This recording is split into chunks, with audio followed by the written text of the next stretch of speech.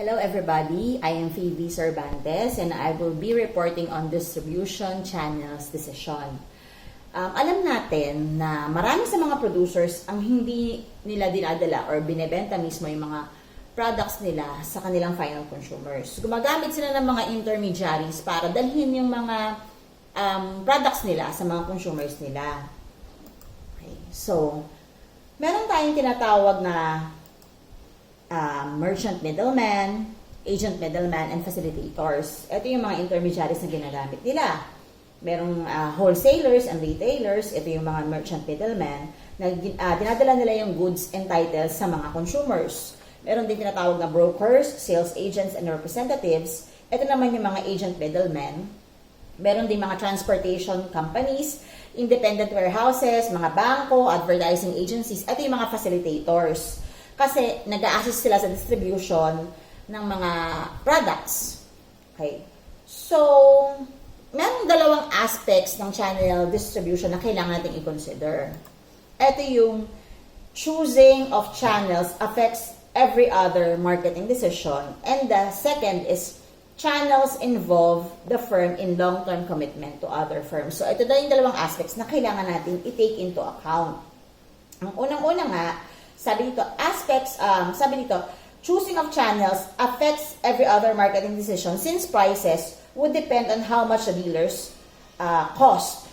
So, ito yung expenses ng marketing. Or, if it sells directly to retailers or uses manufacturing representatives. And yung ikalawa naman, yun nga, since ang firm ay gumagamit ng iba't ibang channels, syempre nagkakaroon siya ng commitment sa mga channels na yun and sa iba pang mga firms na involved din sa pag-distribute ng kanyang mga products. Okay.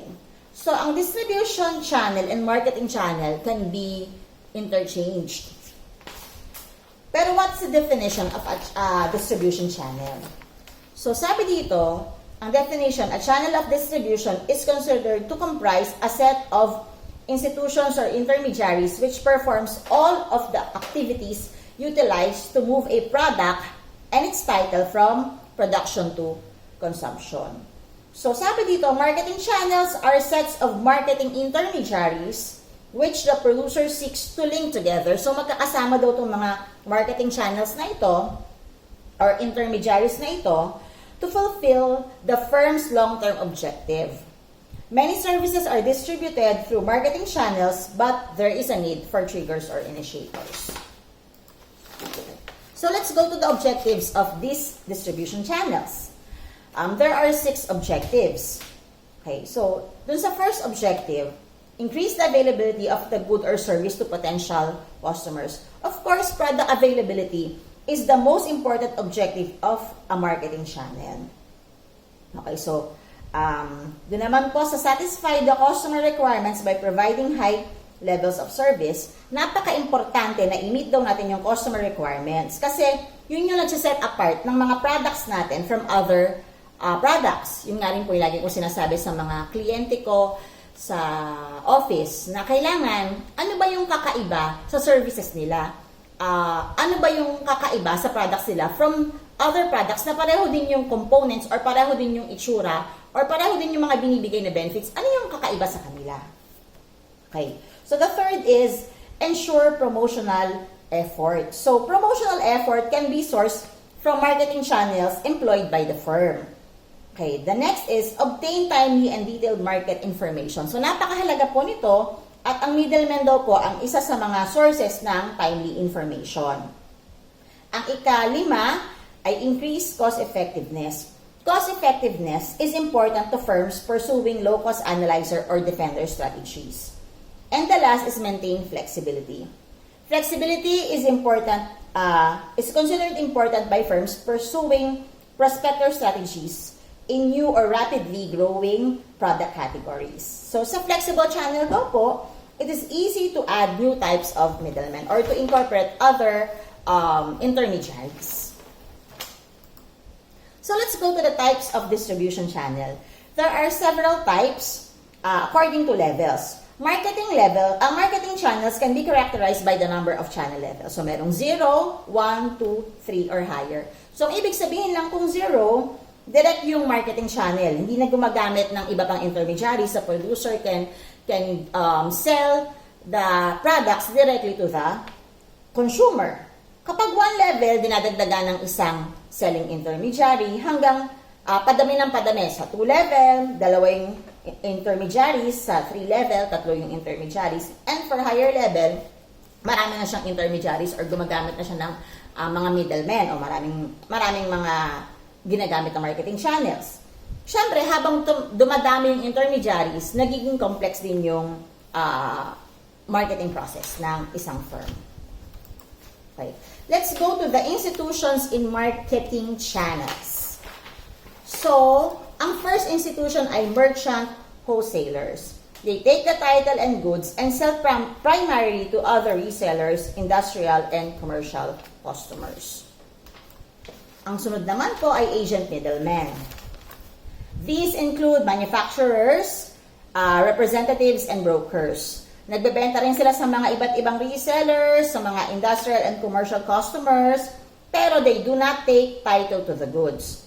They usually specialize in the selling function and represent client manufacturers on a commission basis. So, binabayaran itong mga to on a commission basis. So, ang examples ito ay mga ahente, brokers, and e-hubs. And, ang ikatlo po ay retailers. They sell goods and services directly to ultimate customers for personal use. And they take title to goods they handle. They are compensated by the margin between the price they pay for those goods and the price they receive from their customers. Ito yung mga department stores, chain stores, discount stores, mga franchises. So in order to decide on types of retailers to include in its marketing channel, the buying specifications of its customer must be known. So kailangan daw alam ng firm kung ano yung mga specifications ng kanyang mga customer. At ang susunod naman po ay facilitating agencies. So, ang kasama dito ay mga advertising agencies.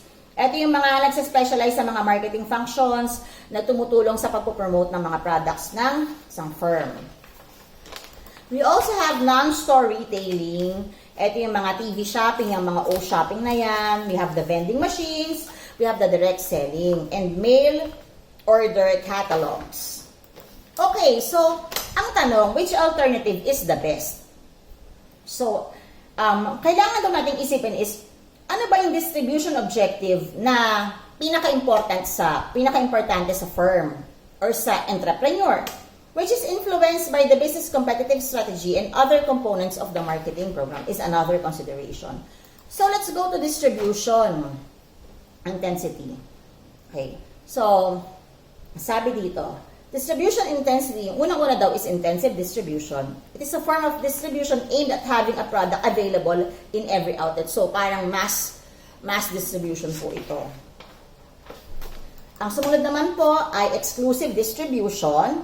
One or a few dealers are located within a given area. For example, prestige or branded clothing. So, ito po, example po namin dito, meron po kami mga products na dinadala. Kapag po nag-exhibit po kami ng mga produkto ng aming mga kliyente, dinadala, depende po sa lugar kung saan namin, kung ano po yung ibebenta namin. For example, sa New Valley, meron po kami mga specialized products na doon namin dinadala. Kasi ang mga bumibili po doon ay mga medyo hindi middle class, medyo above.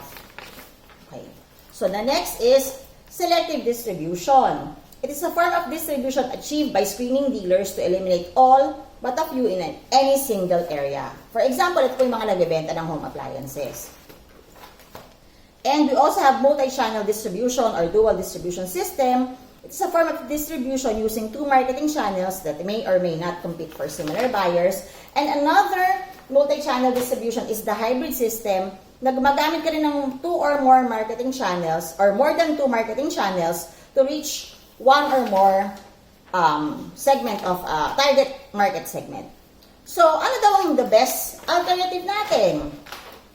Anong consideration? Kailangan daw natin pag-isipan yung what is our what is the firm's promotional efforts, ano yung information po natin at objectives natin. At ano ba yung mga economic criteria and cost effectiveness na kailangan natin i-consider. So, sa cost effectiveness daw po, kailangan i-minimize natin ang physical, we have to consider the following items. Minimizing physical distribution cost subject to the constraint of achieving some target level of product availability and customer service.